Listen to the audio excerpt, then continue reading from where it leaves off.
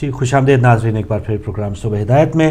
اور بریک پر جانے سے پہلے آپ نے جناب میاں نواز شریف صاحب جو وزیر اعظم پاکستان ہیں ان کی تقریر سنی اور اس میں وہ فرما رہے تھے کہ درگزر کریں. چودھری نثار صاحب ابھی چھوٹے ہیں، بچے ہیں، اسی وجہ سے وہ شاید بڑے ہیں پارٹی کے، تو درگزر کرا رہے ہیں. اور وہ کہہ رہے تھے کہ ہمارے سامنے بہت بڑا مقصد ہے، یہ ہم آپس میں الجھے نہیں، یہ باہر جو غریب غربا بیٹھے ان کو ہٹانے کے لیے بہت بڑا مقصد جس کے لیے ہم نے مشترکہ اجلاس سجایا ہے. اور پھر یہ بھی کہہ رہے کہ یہ جب یہ مرحلہ گزر جائے گا تو پھر دوبارہ ہم آپس میں یہ معاملے نپٹا لیں گے. یعنی اگر ایک دوسرے کو آپ الزام دے رہے ہیں تو یہ کوئی بڑی بات نہیں ہے، یہ چور ایک دوسرے کو کہنے والی بات ہم بعد میں بھی کر سکتے ہیں. اور پھر یہ بھی کہہ رہے ہیں کہ اگر پیپلز پارٹی کی بھی حکومت ہوتی تو میں آپ کا ساتھ دیتا. تو اگر جو لوگ جانتے ہیں کوئی بڑی تاریخ نہیں ہے، پچھلا جو دور حکومت گزرا ہے اس میں یہ نعرے لگاتے رہے گو زرداری گو، لیکن وہ جس انداز سے نعرے بھی لگاتے رہے اور ساتھ بھی پورا دیا، اور 6 بار خطاب بھی زرداری صاحب کر کے وہ کہہ رہے کہ میں نے بہت بڑی خدمت کر دی قوم کی. اور یہ بھی فرمایا انہوں نے کہ مجھے اقتدار کی کوئی پرواہ نہیں ہے. تو یہ آج 11 ستمبر کو لگانے کیا اس کا یہی مقصد تھا ہمارا کہ یہ کسی سے بھی شرمندہ نہیں ہے، روح قائد سے بھی شرمندہ نہیں ہے، لیکن پاکستانی عوام سے ہمیں ضرور امیدیں ہیں کہ ہم یہ ان کے اصل چہرے دیکھیں اور یہ اصل میں یہ لڑائیاں ان کی کس لیے ہوتی ہیں، ان کے آپس میں اتحاد کس طرح ہوتے ہیں. لیجئے اب وہ اعتزاز صاحب کی تقریر آپ کو سنواتے ہیں جس میں ان کو پپو پٹواری بھی یاد آ گئے، ان کو سارے وہ کردار یاد آ گئے، ان کو نواز شریف صاحب کی اور پچھلی جو سابقہ حکومتیں گرائی گئی وہ بھی وجوہات یاد آ گئیں، اور ان کو عمران خان کی باتیں بھی یاد آ گئیں کہ وہ تیر لگ رہی ہیں، وہ باہر جو لوگ بیٹھے ہیں وہ بالکل ٹھیک کہہ رہے ہیں، سب کچھ ٹھیک ہو رہا ہے، لیکن وہ کہہ رہے ہیں کہ ابھی تک وہ میں اس نظام کو ہی بچاؤں گا. اور جس کا ہم سے پہلے بھائی عبد المومن صاحب بتا گئے ہیں 50-60 سال ہو گئے ان کو خود ایک ایکٹیو سیاستدان کے، لیکن جو ایک چھوٹا سا بچہ ہے جس کو سوچ سمجھ کوئی پاکستان کی سیاست کی خاص نہیں ہے ان کو وہ اپنا چیئرمین مانتے ہیں کیونکہ وہ بے نظیر صاحبہ کے بیٹے ہیں. تو یہ موروثی سیاست کچھ لوگوں نے اپنا گرو حمزہ شہباز شریف کو بنایا ہوا ہے، کچھ لوگ جو ہیں وہ اپنے آپ کو خود تو سیاستدان کہتے ہیں، بڑا سیاستدان کہتے ہیں، سینئر سیاستدان کہتے ہیں، لیکن ان کے چیئرمین بلاول بھٹو زرداری صاحب ہیں. تو یہ نظام پاکستان کا 66ویں برسی ہے آج قائد کی. تو ہم پاکستانیوں کے دیکھنے کے لیے، ہمارے جاگنے کے لیے سیلاب بھی آ رہے ہیں، شہیدوں کے خون کے چینٹے بھی پڑ رہے ہیں، لیکن ہم بھی شاید ابھی تک سوئے ہوئے ہیں. لیکن یہ تقاریر ان کے جو ریل حقیقتیں ہیں یہ جان کے بھی اگر کوئی قوم سوئی رہے تو یہ ہم سب کی اپنی بد نصیبی ہے. لیکن بیداری اس کا آغاز بھی ہو چکا ہے، نا امیدی نہیں ہے، بیداری ہے، اور امید کی کرن پھوٹ چکی ہے. انشاءاللہ اس تمام خامیوں پہ قابو پا کے ہم نئے وطن کی طرف یا نئی جس کو کہتے ہیں کہ آزادی کی طرف جائیں گے. لیجئے اعتزاز صاحب کی وہ تقریر سنتے ہیں، آپ کی کالز آ رہی ہیں لیکن کالز سے پہلے وہ تقریر سنیں، ایک ایک لفظ، ایک ایک ان کا جیسچر سنیے، اور ان کا وہ جملہ بھی ضرور سنیے گا جس میں وہ کہتے ہیں کہ میں چاہوں تو یہ پارلیمنٹ یہ سارا سسٹم تہس نہس کر دوں. تو لیجئے یہ سنتے ہیں اور پھر واپس آتے ہیں. میری اس کے ساتھ ایک حقیقت میں دوستی تھی. ملتان کے سے وہ جب جی او سی تھے ایز میجر جنرل تو انہوں نے ایک ٹرائل پریزائڈ کیا جس میں میں ڈیفنس کاؤنسل تھا. وہ لاہور آئے، انہوں نے مجھے چائے پہ بلایا، مجھے کہا کہ تمہیں وزیر رکھنا ہے. میں نے انکار کیا. انہوں نے کہا اچھا ایم انور فوت ہو گئے، ان کی جگہ اجاز بٹالوی کو رکھا ہے، آپ اس کے ساتھ وکیل ہو جائیں. میں نے کہا کون سے کیس میں؟ کہنے لگے فیس جو مانگو گے دوں گا. میں نے کہا کون سے کیس میں؟ کہ ذوالفقار علی بھٹو شہید کے خلاف مقدمے میں. میں نے کہا کل میں ان کا وزیر رہا ہوں، آج میں وہ کٹہرے میں کھڑا ہے، ایک شیر کٹہرے میں کھڑا ہے، پر میں چوروں کی طرح اس کی طرف انگشت کر کے اور کہوں کہ یہ ڈاکو ہے، یہ قاتل ہے.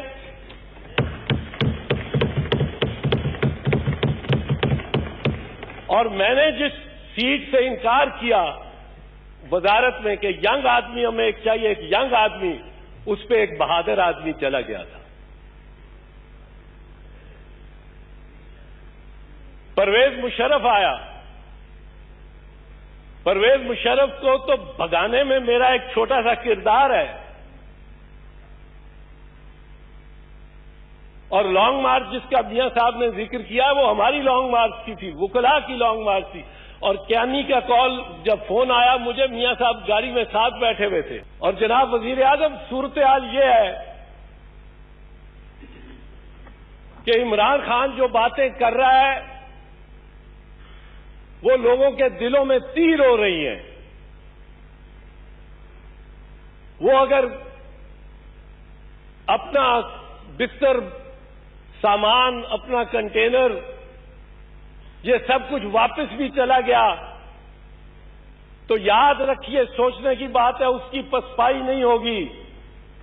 لوگ پھر بھی یہ کہیں گے کہ تو بہادر ہے مگر ہارے ہوئے لشکر میں ہے. آپ کے اور آپ کے وزراء کے بارے میں تو یہ بھی نہیں کہیں گے. یہ لوگ، ان کے چہرے مرجھائے ہوئے تھے. 15 دن ان کے چہرے مرجھائے رہے ہیں. 15 دن عالم یہ تھا کہ ان کی باڈی لینگویج بتا رہی تھی کہ ان کے اوپر آسمان گرنے لگا ہے. غلام بھاگتے پھرتے تھے مشعلیں لے کر، محل پہ ٹوٹنے والا ہو آسمان جیسے. ہم نے دیکھا ہے. اب تو تقریریں کرتے ہیں 1.5 گھنٹے کی اس پارلیمنٹ میں اور نقلیں اتارتے ہیں قادری اور عمران خان کی. لیکن ان کی حالت آپ نے دیکھی تھی. جب تک پارلیمنٹ آپ کے پیچھے نہیں کھڑی ہوئی، جب تک یہ اپوزیشن آپ کے پیچھے نہیں کھڑی ہوئی، اور یہ ہاؤس، یہ جوائنٹ ہاؤسز جو آپ کی طاقت بن رہا ہے، یہ کہتے ہیں وکالت لینڈ مافیا کی کرتا ہے، ایل پی جی کا کوٹا لیتا ہے. لینڈ مافیا کی وکالت، اس پہ میں آتا ہوں، پر میں نے کوئی پپو پٹواری نہیں رکھا ہوا، کوئی جہانگیر تحصیلدار نہیں رکھا ہوا، کوئی شیخ اسلم نہیں رکھا ہوا. یہ لینڈ مافیا ایک آپ کا ہے، ایک ملک ریاض کا ہوگا. آپ دونوں پنڈی میں جو انتقال ہو رہے ہیں وہ سارے کے سارے جب تک پپو پٹواری اور تحصیلدار جہانگیر نہ کریں، کوئی انتقال کسی کا ہو نہیں سکتا شریف آدمی کا.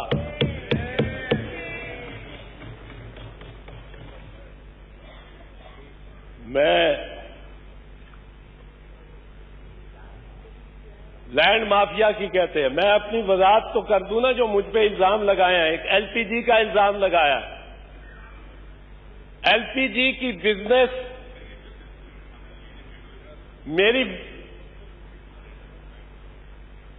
میری بیوی کرتی ہے. سن 2000 میں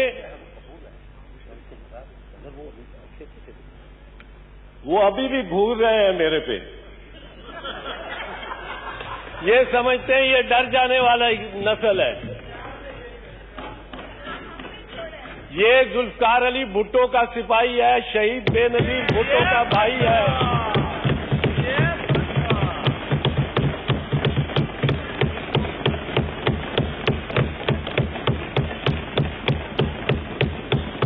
بہاول بخش کا پوتا ہے، محمد حسن علی کا بیٹا ہے، رشیدہ احسن کا بیٹا ہے. یہ ادھر سے آنکھیں نکال نکال کے مجھے دیکھتے رہے اور اب ڈانٹ رہے ہیں اپنی ساری پارٹی کو کہ یہ بات آپ نے کیا نہیں، کہا نہیں کہ ایل پی جی کا کوٹا لیا ہے.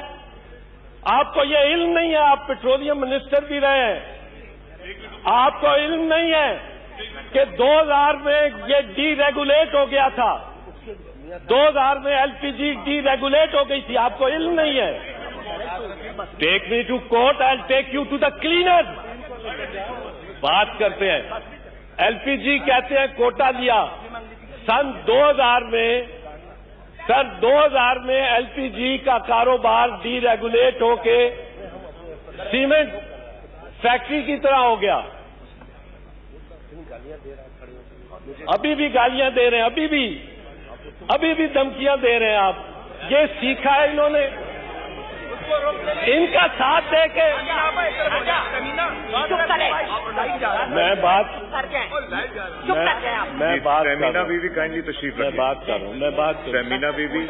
مجھے اپنے الزام جو میرے پہ لگائے ہیں ان کی تو بات کر لیں دو. جو الزام لگائے ہیں بھائی، الزام جو لگائے ہیں میں ان پہ ہوں صرف. جناب اسپیکر ہاؤس کو ان آرڈر کریں. I am speaking as of right on personal explanation. Order in the House. یہ وزیر اعظم کو بھی آنکھیں دکھا رہے ہیں, اب میں اس کا کیا کر سکتا ہوں؟ دکھا رہے ہیں مشاہد اللہ خان صاحب. جی kindly جوائے صاحب address the chair please. اگر ہاؤس ان آرڈر ہوگا تو ورنہ میں کھڑا رہوں گا خاموش, مائک اپنے پاس ہی رکھوں گا, پر I need the house to be in order. ان کو سننے کی برداشت ہونی چاہیے. کل کہتے ہیں, فرماتے ہیں ہم نے بہت سنا, ہم نے بہت ایبزارب کیا. میں نے کہا گورنمنٹ کا کام ہے ایبزارب کرنا. آپ وزارتیں کر رہے ہیں, مراعات لے رہے ہیں, آپ کا کام ہے ایبزارب کرنا. اپوزیشن کا کام ہے تنقید کرنا. اب بردباری سے چلنا چاہیے حکومتوں کو. آپ اسٹوڈنٹ یونین کے یہ ڈیبیٹس نہیں ہیں کہ ادھر شاہ محمود قریشی بات کر رہا ہوں, ادھر سے وزراء لقمے دینا شروع کر دیں.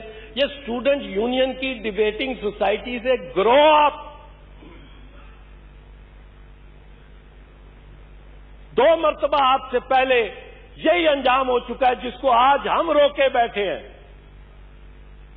اور مجھے علم ہے راجہ صاحب, اس وقت میں اگر چاہوں تو کوئی غیرت مند اپوزیشن لیڈر یا اپوزیشن کا ممبر اس ہاؤس میں نہ بیٹھے, میں نکلوں اور میرے ساتھ نہ چلیں تو آپ مجھے بات کریں.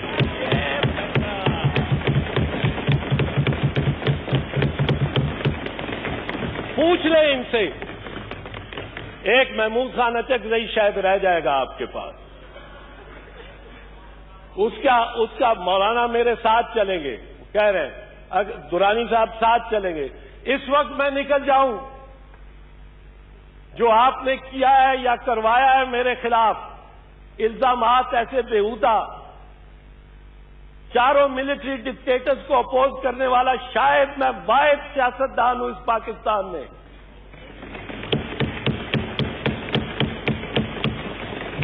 ٹیکس اب سب سے زیادہ شرطیہ کہتا ہوں, زیادہ دیتا ہوں. میں مزدور ہوں, میرے پاس کوئی فیکٹری, کوئی مل, کوئی شوگر مل, کوئی کچھ نہیں ہے.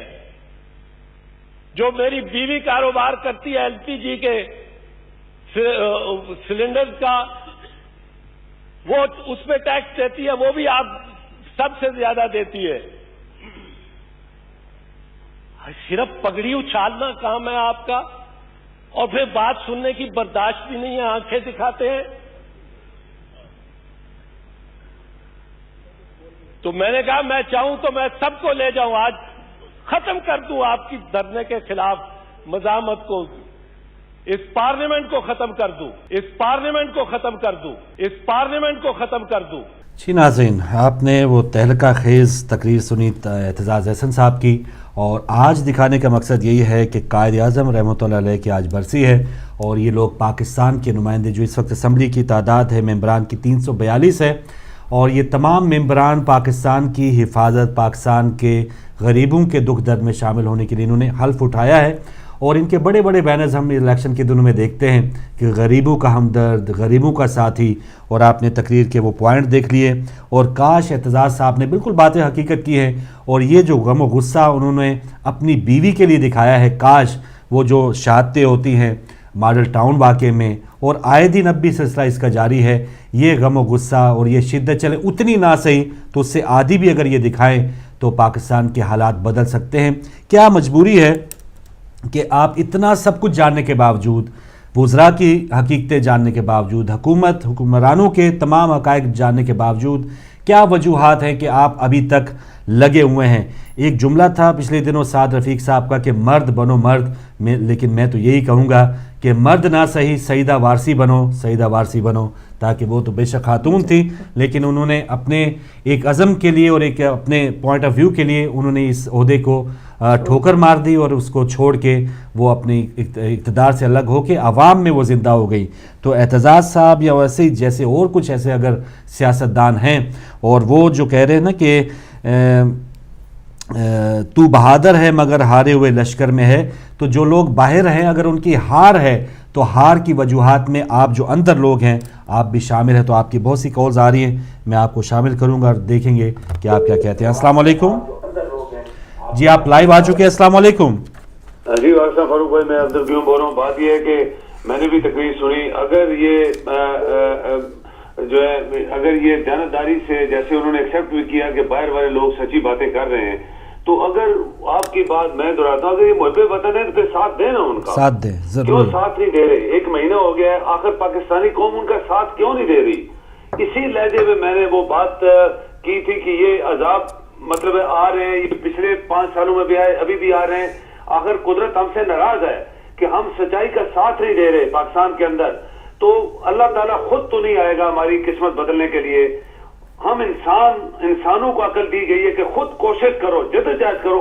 जब हमारे बहन भाई कोशिश कर रहे हैं तो हम उनका मजाक उड़ा रहे हैं, उनके खिलाफ बातें कर रहे हैं, जबकि वो तकलीफ में बैठे हुए हैं और वो अपने लिए नहीं कर रहे। उनको कुछ भी नहीं मिलेगा और खाली जाएंगे, लेकिन वो किसी जद्दोजहद में आइंदा आने वाली नस्ल के लिए कुछ करना चाहते हैं, लेकिन इतनी बड़ी कौम 18 करोड़ की उनका साथ को नहीं दे रहा। ये सबसे बड़ी अफसोसनाक बात है। और इसी के ऊपर मैंने वो बात कही थी कि ये फिर अल्लाह की तरफ से ही ऐसी है कि हमें डराने के लिए ये अल्लाह ताला ऐसी चीजें भेज रहा है। सिर्फ डरे और डर के सच्चाई का साथ दे, ये हो नहीं रहा, सच्ची बात है। चले, बहुत शुक्रिया अब्दुल कयूम साहब। बिल्कुल कि जब हम सामने नज़र आ रहा है कि कौन सच्चा है कौन झूठा है, चले उनको इतना क्रेडिट जाता है कि चले देर आए दुरुस्त से, उन्होंने अल्फाज से कह दिया, अभी तक कहीं जकड़े हुए हैं, उनकी 100 मजबूरियां हैं।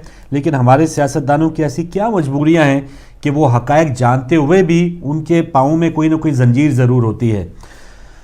चलें एक और कॉलर से बात करते हैं। अस्सलाम वालेकुम। जी वालेकुम सलाम फारूक मियाँ, अल्लाह आपकी चैनल को हमेशा कायम रखे, आप सब तंदुरुस्त रहें, सारी टीम खुश रहें, तंदुरुस्त रहें, और हम सारे मुसलमानों में एक ही है। मैं यही कहूंगी कि जैसे आपने टॉपिक दिया कायद का पाकिस्तान, ये कायद का पाकिस्तान तो सिर्फ अब किताबों में लिख सकते हैं, हम कह नहीं सकते, क्योंकि कायद का पाकिस्तान रहा नहीं। ये तो जालिमों का पाकिस्तान हो गया है, जिसमें जुल्म किया जा रहा है बहुत जबरदस्त, अपने ही लोगों के ऊपर जुल्म हो रहा है और कोई देखने वाला नहीं, कोई सुनने वाला नहीं है, कोई सुनवाई करने वाला नहीं, क्योंकि जो भी है वो गरीबों पे हो रहा है। क्या क्या फ्लड आया, फ्लड में वही गरीब मर रहे हैं, वही मुसीबत उठा रहे हैं, और वो दौलत लिए बैठे हुए हैं बड़े लोग। और वो आप जो कह रहे हैं इक़्तिदार ने जो किया है वो क्यों नहीं बोले? इसलिए जो जरदारी से डरते हैं। अगर मैं कहूँगा मुझे पद से निकाल दिया जाएगा अगर मैं खिलाफ करूँगा, क्योंकि उनके चेयरमैन का हुक्म था कि नहीं हमारा साथ दो, तो इसलिए वो साथ दे रहे हैं। हक कह नहीं सकते, वो साथ कह नहीं सकते, वो अलग हो नहीं सकते। तो सारी बात यह है कि पार्टियों के अंदर जो है वो अपनी पार्टी वाले का ख्याल कर रहे हैं कि हमारी ये पार्टी नाराज हो जाएगा, वो ये नहीं करते कि पाकिस्तान का ख्याल करें, अवाम का ख्याल करें, लोगों का ख्याल करें। और अब ये वक्त आ गया, लोग देख रहे हैं आंखों से कि फ्लड में कैसे गरीब मर रहे हैं, तो अभी भी खड़े हो जाओ, अभी भी नहीं करो और जाओ साथ दो, इनकलाब लाओ, एक जबरदस्त इनकलाब लाने की जरूरत है। हर एक के दिल में है इनकलाब, लेकिन उसको बाहर निकालो। चले सिस्टर, बहुत शुक्रिया। अभी ब्रेक का कहा जा रहा है, और जैसे वैसे तो हम जुमला सुनते हैं कि कौम के बेहतरीन मुफाद के लिए हमने ये कर दिया वो कर दिया, लेकिन इस वक्त कौम का मुफाद क्या है? सच बोलना, सच वालों के साथ हो जाना, और जो गरीब हैं इस वक्त अपने हकूक़ के लिए निकले हुए हैं, ये कुल 342 लोग हैं, MNAs हैं, हुक्मरान हैं, ख़ानदान हैं, और ये पूरी आवाम उसके इंतज़ार में कि शायद ये लोग हमारी कोई बेहतरी करेंगे।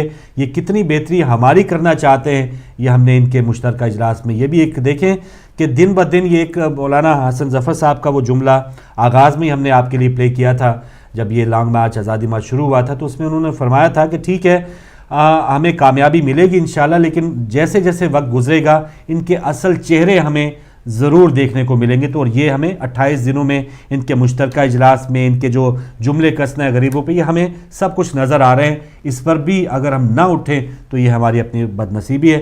इस पर वापस आके आपकी कॉल्स को हम शामिल करेंगे।